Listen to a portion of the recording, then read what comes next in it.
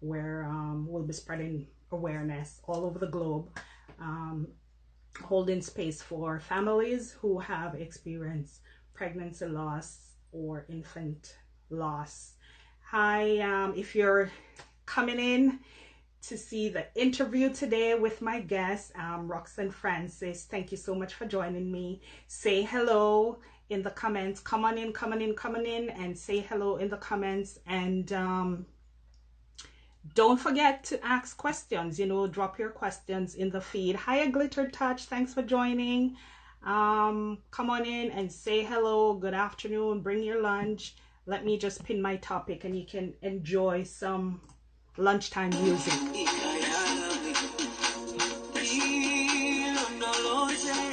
Just pinning my topic.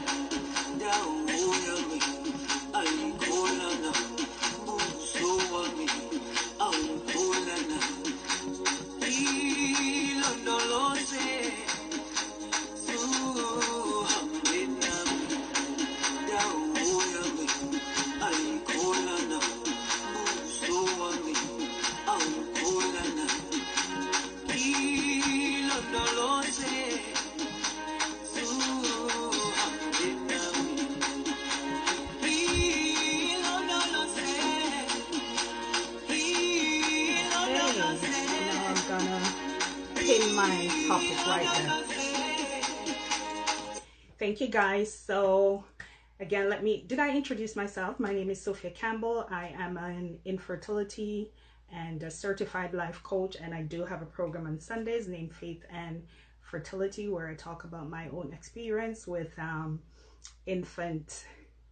pregnancy loss, and I hold space for women who are trying to navigate the emotional journey of going through multiple miscarriages or who have been diagnosed as infertile. I hold space for those women because a lot of the times when they're going through treatment or seeking treatment, the emotional side gets missed. People go through a lot of guilt, shame, embarrassment, silence. They don't talk about their journey, and so I hold space for those women. Hello, so proud of you. Enough blessing and positive vibration. Thank you, Mom. Thank you, Moya, for joining me. So I'm just waiting. Hi, Island Girl. I do appreciate you guys for joining me. So my guest is Roxanne Francis today. She has gone through pregnancy loss herself, and she'll be sharing her story with us. And I'm just waiting to see her. I don't see her yet, so I can invite her over. Roxy, if you're there, just wave at me.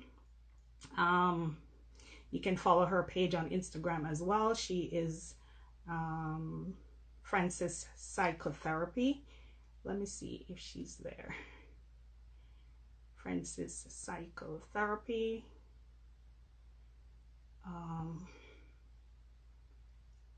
Roxy, where are you, honey? If you are there, just invite yourself over. So like I said before, today, tomorrow, tomorrow's what, Friday, Saturday, and Sunday, I'll have a special guest every day at noon talking about their own journey, with pregnancy and infant loss. And, some of my guests have gone on to become parents. They will tell us, how they navigated grief, how they tapped into support, or where they are now in their life if they're still journeying. Roxy, where are you? If they're still journeying. And so, yeah, stay tuned to my IG at noon between now and Sunday, where I'll be coming live. Hi, Malibu. Thank you for joining. Tonight is at 7 p.m. is the Global Wave of Light as well. Okay, I think that's Roxy there. Request. Yeah. Anyway, Instagram is changing, guys, and so I just have to go with the flow. I don't know everything about IG, but hey! Hello. How are you? I'm good. How's it going? It's good. Thank you so Good. much for taking time out of your lunchtime, girl, to Of join me. course. Of I know, course. everybody is like busy, but I'm so, Roxanne, you were one of the first persons when I sent out the invitation, to have these bold conversations about pregnancy and infant loss. You were one of the first person who said, I'd like to share, I'd like to join the Yes, conversation. So it's really, really, really, really thank you for saying yes. Because, of it course. really takes a lot of bravery and courage to say yes to talk about Yes, these things, right? yes, most definitely. And so I do appreciate you. I do have your bio, but I'd rather you tell the viewers, who is Roxy and how you show up in the world. Right. So I am Roxy or Roxanne Francis. I am a social worker, clinical social worker, and psychotherapist. I help people manage all kinds of relational, emotional, mental health issues, and I also do talks and seminars on mental health, anti-Black racism, and I help organizations manage their HR policies so that they can proactively support their staff so that they don't have to leave because of their mental health issues. So Mm, that's me. that's a lot, girl. You're doing a lot, but I so appreciate what you do, especially now. I don't know why my screen is frozen sometimes. I hope the viewers are seeing and hearing you clearly. Guys, drop a comment if you're hearing and seeing me clearly. I so appreciate what you do, especially now with people being in social isolation and quarantine Yes. and going through, anxiety, depression, and everything. You have to hold a space for a lot of these things. So I'm holding space for you, girl. I know Yeah, it's not thank you. easy. Thank you. So, how are you doing though? Like, I'm doing okay now. A couple days ago, I had to admit to myself that I was really feeling it. It's been 7 months of us living in a lot of ambiguity, not knowing if you're coming or going, whether school is on or school is off. More people are getting sick, and I really just had to sit with myself and take a moment and go, okay, this is hard, Roxanne. But just connecting with people, connecting with my community, we're talking about how we're managing, trying to get creative, and just being real with mm-hmm, people. We don't have to be perfect and have it together all the time, no matter what your job is. hmm. It is hard, and we're all human beings, even though the job that we do is supporting other people who are navigating, such a difficult time. We're human beings and we go through it ourselves. So it's good Yeah, that we can actually, step back and recognize when we're having a hard time, yeah, that's right. deal with our own feelings and emotion because we can't serve from an empty cup, right? We say that That's all the right. time. It's so real. That's it. So thank you. I'm so excited to have this conversation because we've met through Monique's program, Juicy Yes, Demand. yes. Um, and I didn't know you went through pregnancy loss until Hmm. I think one time I shared something on my page and you said you had a miscarriage too. Hmm. And so I don't know your story. So I'm learning about your story. The same time Yes, the viewers are learning about it. yes. Take it away. Well, okay. So, um, my partner and I have been married now for 18 years. And at the beginning of our marriage, I was working for a while. We were still fairly new immigrants to this country. And then I decided to go back to school. I interrupted my education when I left Jamaica to come here. I decided to go back to school to pursue social work. And during that time, I sort of got the baby bug, right? I wanted to have a baby. And men are a little bit more level-headed and forward-thinking. And he was like, well, why don't we wait until, school is over, we are a little bit more settled financially. Yeah. And I agreed, but there was still that yearning. I've always wanted to be a mom, always.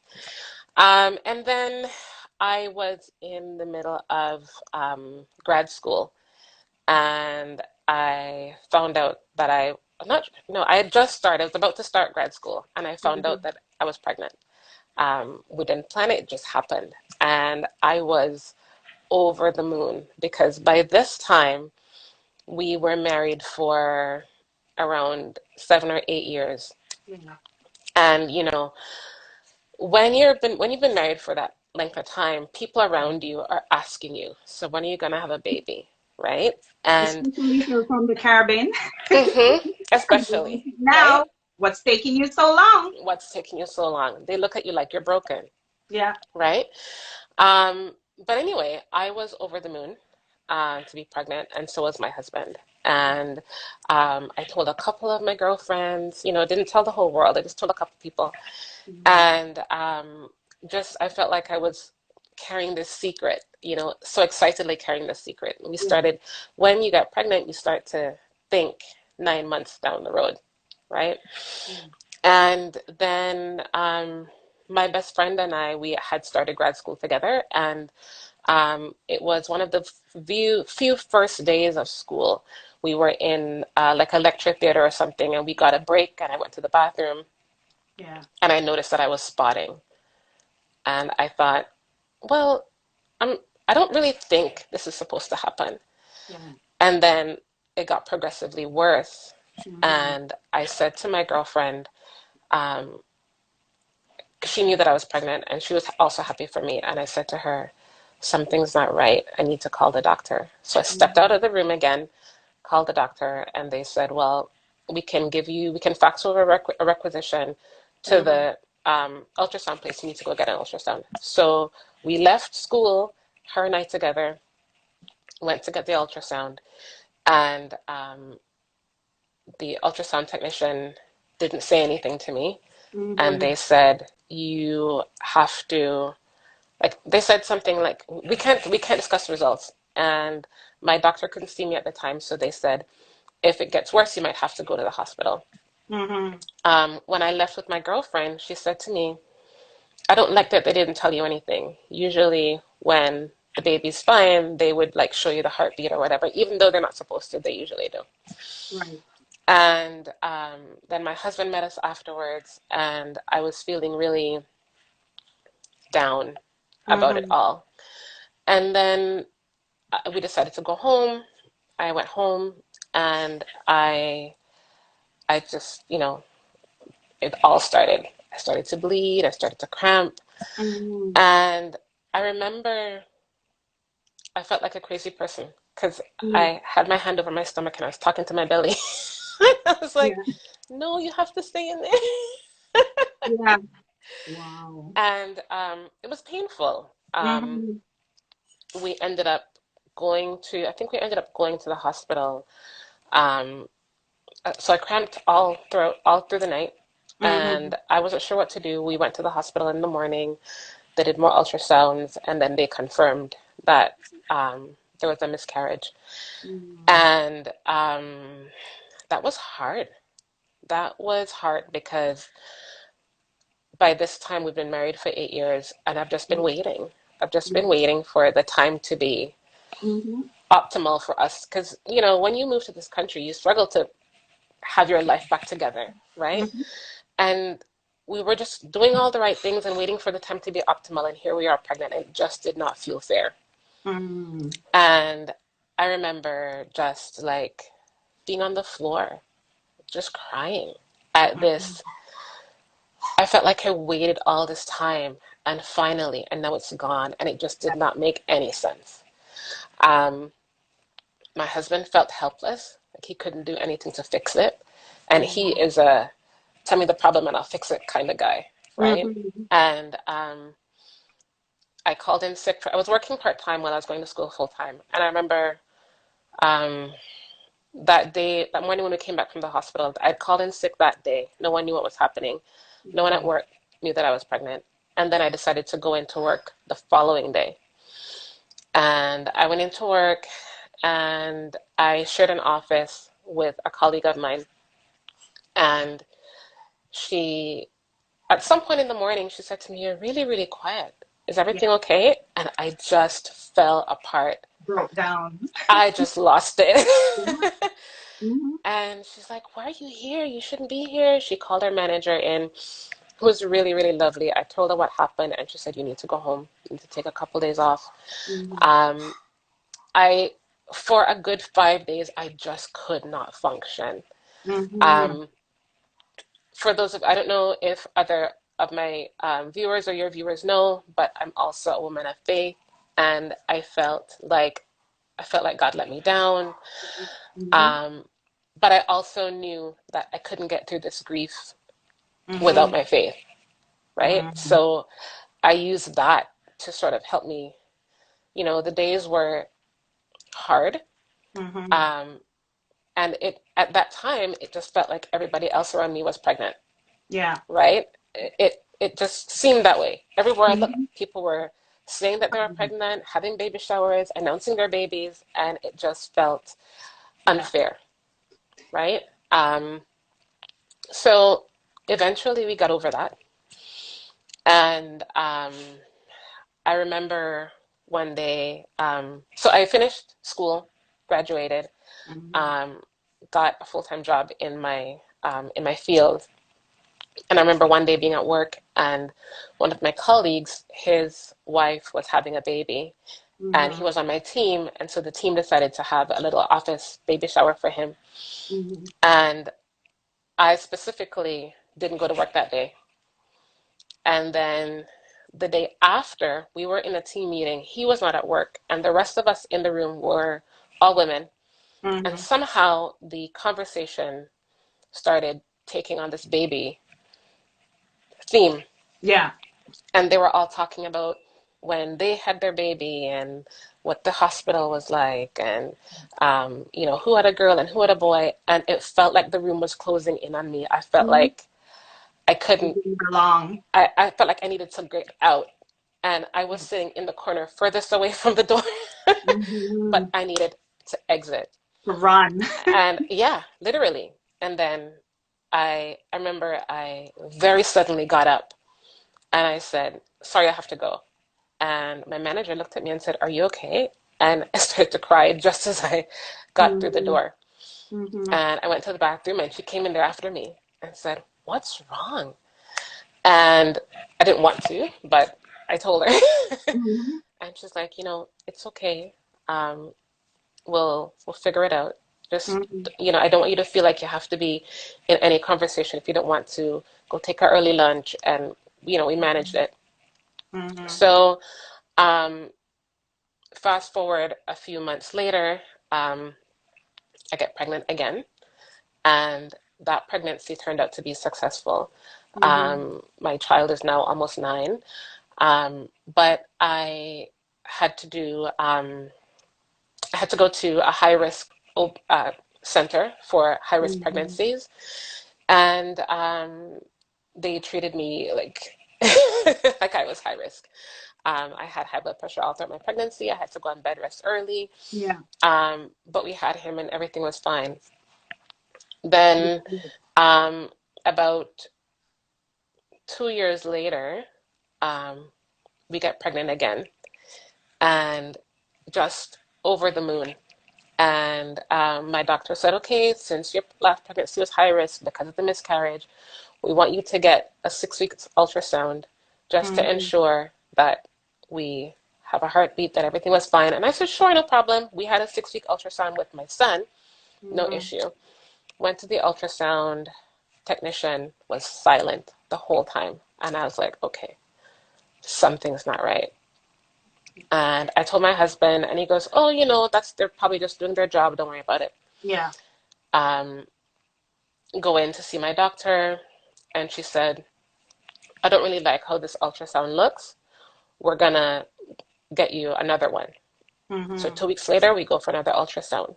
She called us back in for the results, and she said, you know, the baby is the same size as 2 weeks ago, and that shouldn't be. And we can't find a heartbeat, and I don't think this pregnancy is viable. Mm-hmm.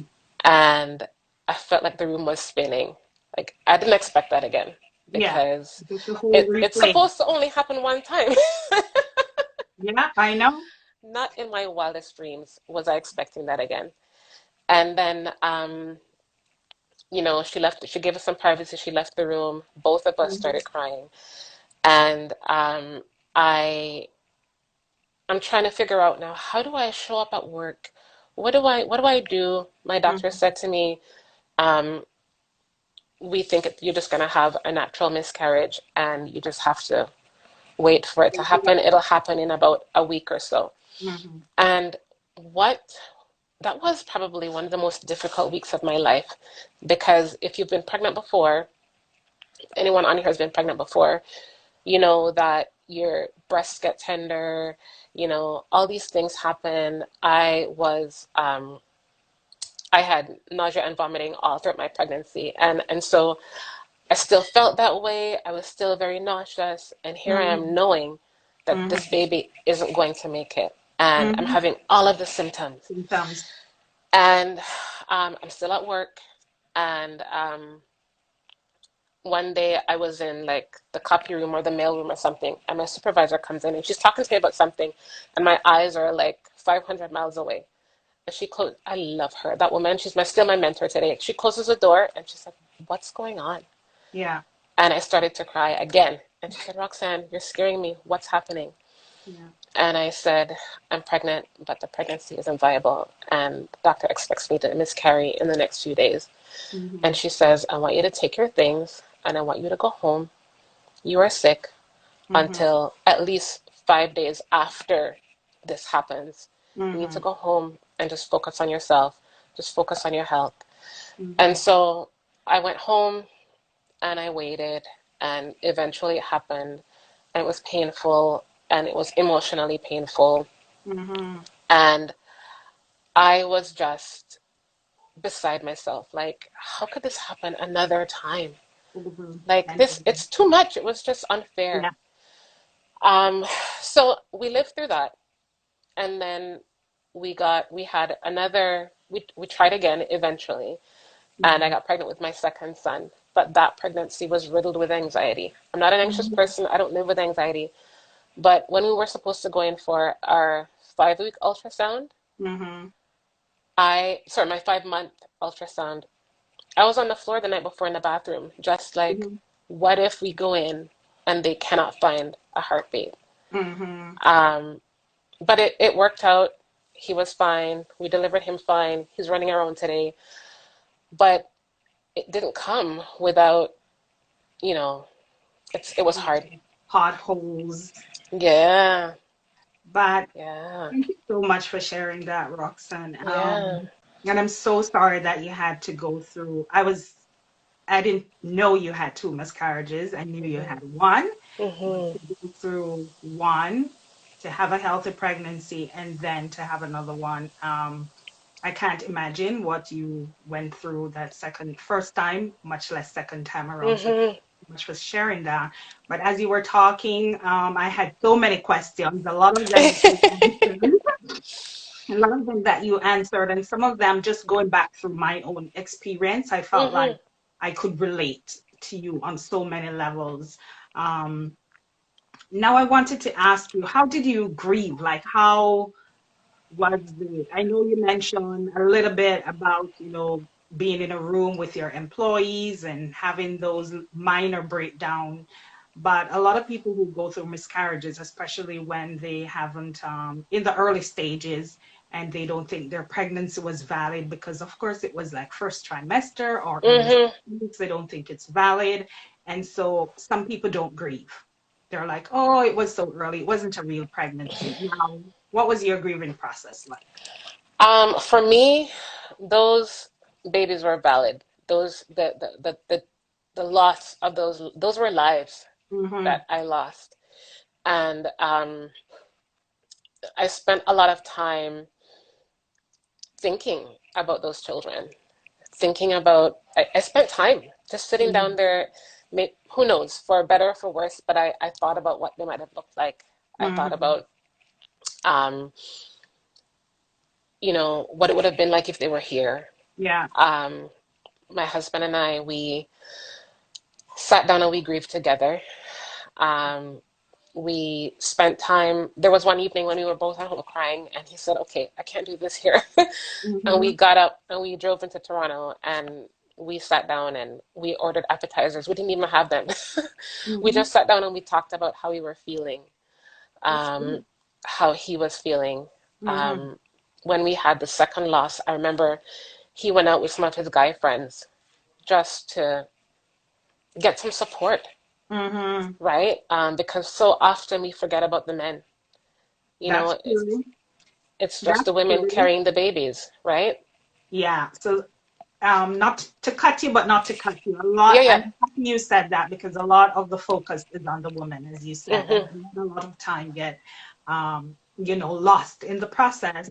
But again, I love that you and your husband talked about it because some men, they don't talk, they don't express their emotions. So we feel like, oh, they don't care, they're not as supportive, but they're going through Yeah, something there as well. But unless they open up, we don't know. So I love that your husband was able to, you both were able to support each other that yeah, kind of way by just talking yeah, and sharing.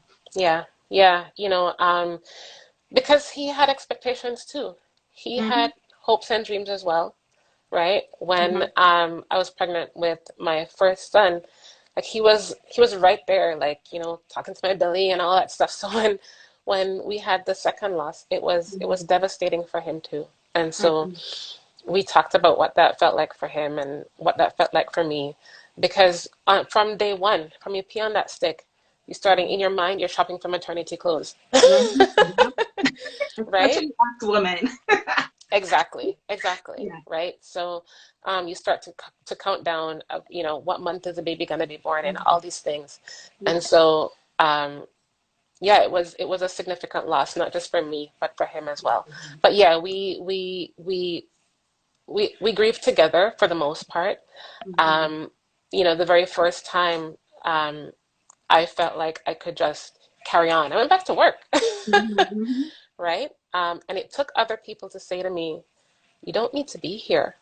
Go Mm-hmm. home and take care of yourself. Mm-hmm. Mm-hmm. That's good. Um, that's good that you were able to talk about it at work as well. I know Yeah, maybe it was hard to just share, but the mere fact that you couldn't hold in the emotion. I remember yeah, being at work, and after my miscarriage, I went to work too.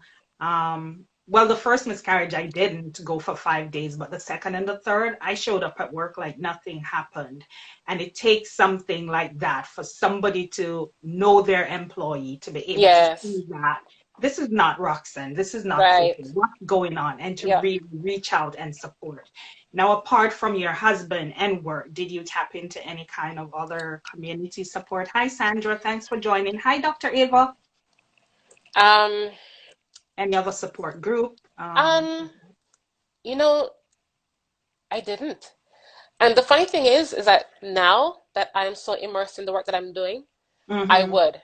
I would tell anybody, go find a support group, talk to other mm-hmm, people. But for me, I had one of my kids' godparents had lived through multiple infant loss. yeah, And she was someone that I leaned on very heavily. She was mm-hmm, in my home with me, or, I was in her home. I was crying on her shoulder. She was encouraging me, talking to me about her own experience and how she got through it. mm-hmm, So I definitely had support. My best friends were very, very supportive. They were there for me. Um, I remember one of the things that I did that I thought was a protective mechanism for me. I can't tell other people how to function, but I yeah, know for me, we chose not to find out the gender of the baby until they were born mm-hmm, because I just felt like I lived through my pregnancy wondering at any moment something could go wrong. yeah, And I didn't want to, we picked out names at the last minute. mm-hmm, I didn't want to, we were attached to the baby, but I felt like I didn't want to name the baby or find out the gender and then have it taken away from me. mm-hmm, Right? So we waited until almost the end mm-hmm. to pick names, and we waited until the baby was born so we could find out whether or not it was a boy or a girl. Okay, and that was definitely because of your experience with Yeah, pregnancy. yeah. So, having said that, when you were pregnant the first time, I know the excitement from the day you, like you said, pee on that stick and it's positive. Did you start naming the baby, like wondering if it's a girl or a boy? Did you have a name for the No, baby? we didn't. It was so early. We didn't have a name at the time. Mm-hmm, Um, but I definitely felt connected to this mm-hmm, little life inside of me. But we didn't have a name at the time. We actually never picked out a name. Mhm. Um, I think it's something that I figure whenever on the other side of this world, whenever I certainly believe that I will meet these little people and Yeah. I feel like they'll tell me their names at that time. Mhm.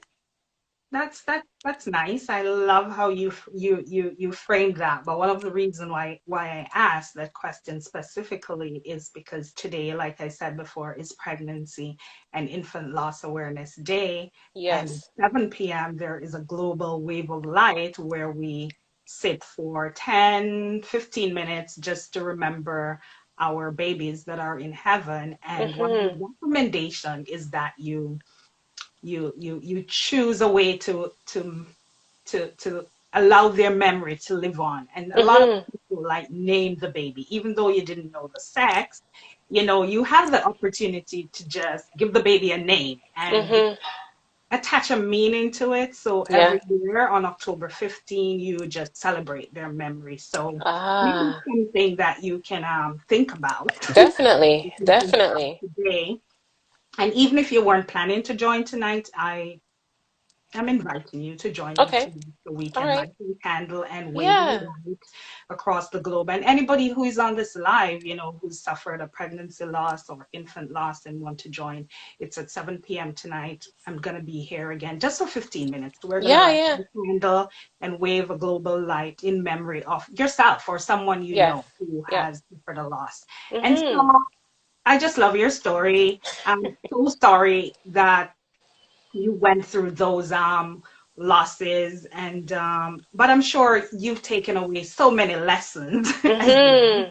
from going through that journey of losing hope to finding hope, because now you said you have two beautiful babies. Hmm. I just want to ask you, what message would you have for somebody who is going through a miscarriage, a pregnancy loss, or who's lost a child? um, what message of hope do you have for them, or if they're journeying, how to deal with that grief? Yeah. One of the things you mentioned, Sophia, was that some people think that it was, so early in the pregnancy that it doesn't really matter. And the one thing that I will say is that that was a life Yeah. and it did matter. And your grief is valid. That baby may not have been walking the earth, Mm-hmm. but grief is still grief and it's still valid. Don't feel Mm-hmm. silly for crying over a life that wasn't here. Don't feel silly for missing a baby that wasn't born. We're Mm-hmm. not just grieving that life, you're grieving all the hope and expectation that came with that, Mm-hmm. right? Um, and the other thing too is that, um, you know, Hollywood would have us think that there's always a silver lining to every cloud, Yeah. right? Not everyone who goes through infant loss will have a beautiful baby, but your life is still valid. Mm-hmm. Whether or not you are a mother, whether or not you bring forth a breathing human into this world, Mm-hmm. your life is still valid. And I want Ooh, you to live somebody should your drop life. 1 minute. Somebody should drop that in the comment. Your life is valid, whether Yeah, or not yeah, you brought a baby into this world or not. yeah, yeah. Your life Drop is that still in the valid. comment, somebody. Sandra, somebody. Your life is valid, with or without a baby, with or without pregnancy and infant loss. Mm-hmm. Mm-hmm. Mm-hmm. Thank you, Roxanne. Mm-hmm. Yeah, it's still valid. Um, Whether or not you have a baby here, and I Mm-hmm. want you to find a way to live your life Mm-hmm. with wholeness, with fullness, and find Mm-hmm. a way to experience joy again. It will come back. Mm-hmm. It will That's come the back. word. That's the word. I love it. I love it. Um, so Oh, one last question. I was gonna say, Yeah, but one last question. Do you think the experience that you've gone through have somewhat how helped to shape what you're doing now as a psychotherapist? most definitely. Do you work with people, with women or couples who've gone through I what you've do. gone through? I have worked with Mhm. women who have gone through infant loss. I recently wrapped up some work with a gentleman who He was battling his own infertility. Mm-hmm. Um, what I have found, and again, personally for me, what I have found is that the pain of that loss Mm-hmm. has helped me to connect with people who are suffering in other ways, Mm-hmm. right? And I've been able to tap into that place and meet people where they are in their own pain journey or illness journey or grief journey. It's not the same thing, Yeah. but pain is pain. And so I feel like it has helped me in my practice, Mm-hmm. but it has also helped me work with women who are going through their own infant loss journey for sure. Mm-hmm. Mm-hmm. Okay, amazing. Well, again, thank you so much, Roxy, for the work that you do, working with women, children. You work with children too, even though this topic Yes. is out of scope, but Yeah. you do work with kids, with women, with couples. You help them find hope together. And so I still thank you for the job that you're doing. Again, sorry that you had to go through this painful journey, but Mm. I know we all find our message in the mess that we've gone Yes, through. yes. Before you go, tell our viewers how they can find you, on social media. Tell them about your program, your afterthought. Yes. So you can find me on Instagram here at Francis Psychotherapy, also on Facebook at Francis Psychotherapy. Um, the website is the same, francispsychotherapy.com. And every Wednesday night at 8 o'clock, you can find me live on here doing Afterthought, where we talk mental health in real life.